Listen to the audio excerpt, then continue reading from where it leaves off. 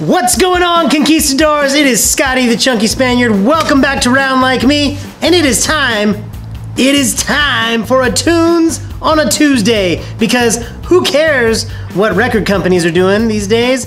I don't care. Tuesdays are the day music should be released, and so I'm keeping it here, all right? Tunes on a Tuesday, and today, I am so excited!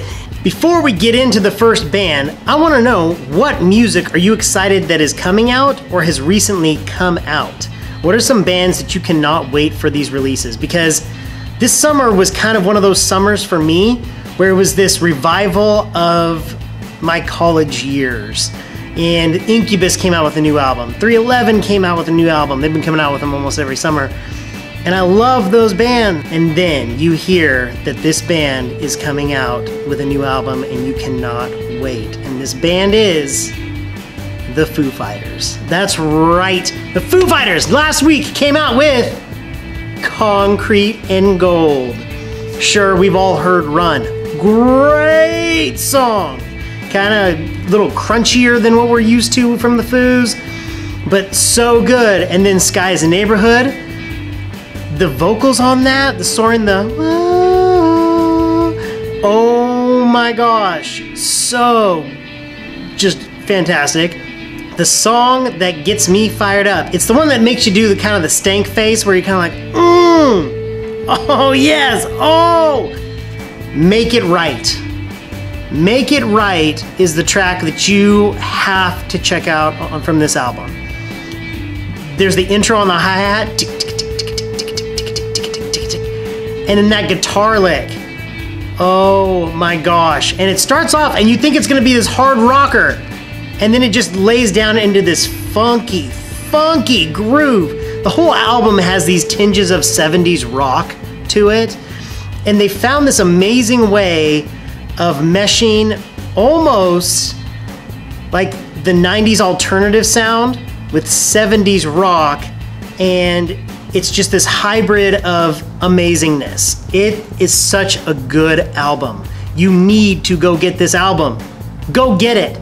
And one of the reasons why I really love the Foo Fighters, not just because musically they're just solid, but every single guy in that band seems like the nicest person ever. They have the coolest personalities, the best, just, I don't know, it's, you can just tell, you feel it.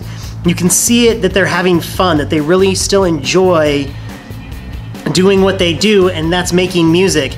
And I think that that's what's so, one of the most endearing qualities of that band, besides the fact that they're mega talented and they are rock stars, they just seem like genuinely good people. And that's why I love the Foo Fighters.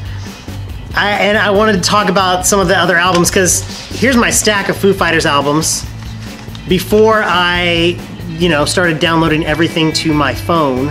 And sometimes we forget, now that we have everything on our phones, we forget that these songs come from certain albums, because you may hit shuffle, or you may go to the Foo Fighters section of your phone and hit shuffle, and you're like, ooh, love that song, ooh, love that song. But then I think we've lost that whole feel of that's a great album, or oh my gosh, I forgot that was on that album. If you don't know the Foo Fighters, I don't have the first album, and I'll be 100% honest, it's because I wasn't a fan of Nirvana, and I know that's blasphemy for some musicians. My sister was really into Nirvana, and maybe that's why I was so against it. We had a really emotional lead singer in my high school band, our local band that we formed. We were a cover band, played a lot of Red Hot Chili Peppers and Soundgarden. And I was on drums, and our singer Brady was just this little twerp. I mean, he could sing, but he was so annoying. And oh my gosh, I just remember him being so in love with Nirvana. And so the combination of my sister and I not getting along at the time, and Brady liking the Nirvana, I just couldn't get into it. And then when I heard that Dave Grohl had come out with this album, I was like, oh, I don't know. I really did like him on drums. He brought a lot of energy. Couldn't really see his face because his hair was so long and he was always head down, just rocking. But I was like, I'm gonna wait. And then they came out with Color in the Shape. And this is my second copy of Color in the Shape because I wore out the other one. It's all scratched up. So I had to go buy this one. And I mean, from top to bottom, this album just kills. I mean, it kills so hard. I actually got kicked out of a church one time.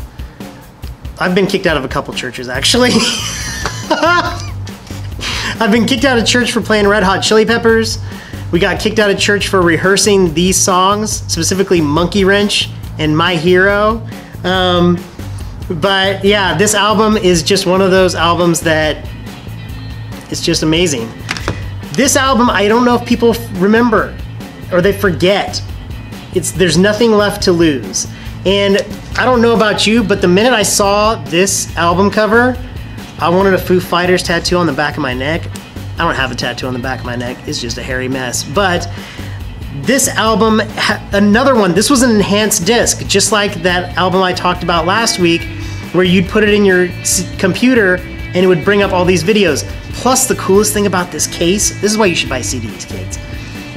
It showed the recording space of Dave's basement, where they recorded at his house in Virginia. Oh man, that's a dream, to have a recording space in a basement. Oh my gosh, maybe not Virginia. I'm sure Virginia is lovely. I just haven't traveled there before. But this album is so good. Learn to Fly, if you haven't seen that video, Tenacious D is in that video. That's the other thing that Foo Fighters always do well, is they put out hilarious videos that go along with rockin' songs, and it's this dichotomy of humor with melt your face rock, and I love it. And one of my favorite songs on this album, believe it or not, is this song called Next Year. And it's got this walking bass line that is just perfection. Bass line, perfection. This album right here, oh my gosh. Echoes, Silence, Patience, and Grace. This is probably my kids' favorite album because it's got the Pretender on it. And then this album, One by One, has All My Life on it. Those are my kids' two favorite Foo Fighters songs. And so the other day, Saturday, Butters and Minnie Hulk and I were going to breakfast, and they asked for two things besides pancakes. They wanted some Blink-182 and some Foo Fighters. And then I started playing Monkey Wrench and stuff off of Color and the Shape, and Butters is like, no, Dad, can we play that one song? And I was like, which song? So I started playing All My Life, and then he's like, not that one. And then I turned on Pretender, and he's like, that one. And then the boys were just rocking out. They start headbanging in the back, and Minnie Hulk's hands are going because he wants to play drums so bad. And then they came out with Sonic Highways a few years ago. Just a really intriguing album, and then DVD, something that's super inspirational. It's so good. You need to go get it. So Foo Fighters have a new album. They have a new album, and it's amazing. Guitar riffs for days, a lot of note bends on the guitar, and some other really cool stuff that they're doing. Taylor's always solid on drums. Make It Right. That's my suggestion for this album. Make It Right. Great, great song, and it'll make you go, oh!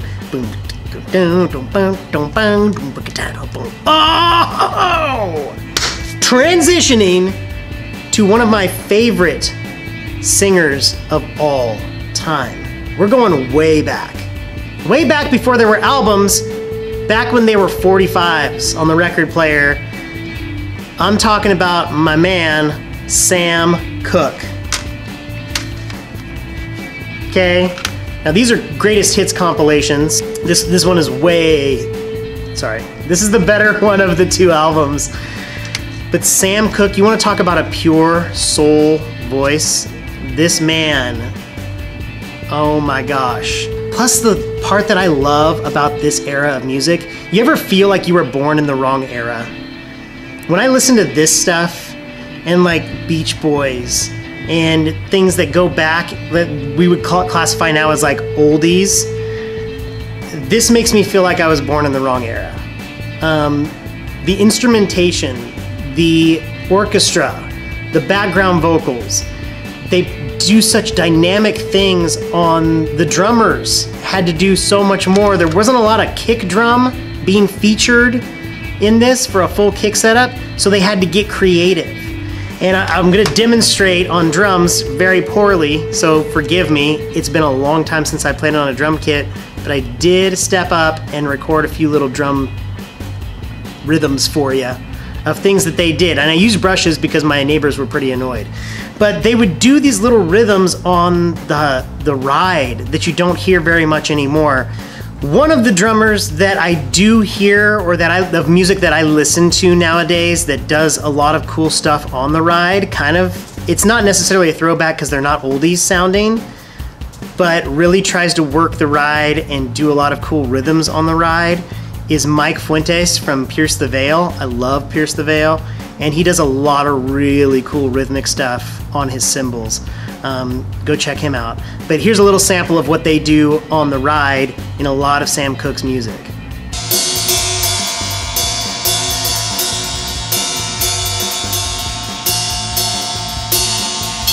They also work the hi-hat more back then, rather than just keeping it either open or closed and just like thrashing on that thing. They did more of kind of like, I don't know, maybe a jazzy shuffle. And I really appreciate that aspect of how they tried to mix it up and add little flavor here and there. Here's a little sample of that. And then they started, you don't hear good rim clicks anymore in a lot of songs. There were still some in the 90s on tunes, and you'll hear a lot of ghost notes on the snare, but they had to get real creative back then when they were recording. And it's what I think I hear on one of Sam's tunes, which is they're using a brush with one hand and they're using a rim click on the other, and snares have dead spots. Some drummers don't understand this. I was just listening to a drummer the other day live that was had his stick and was hitting the rim and was getting this dead sound just because either he had repositioned his snare wrong during the show, and when he set it up and was hitting it in the spot where it always worked.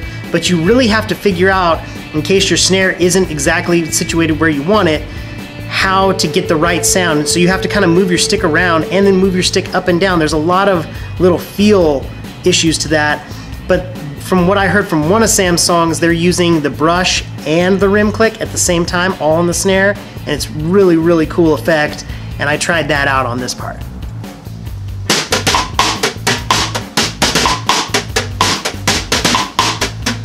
But if you're gonna go check out Sam Cooke, I mean, go with what the best songs are, in my opinion. So You Send Me, you need to check that song out.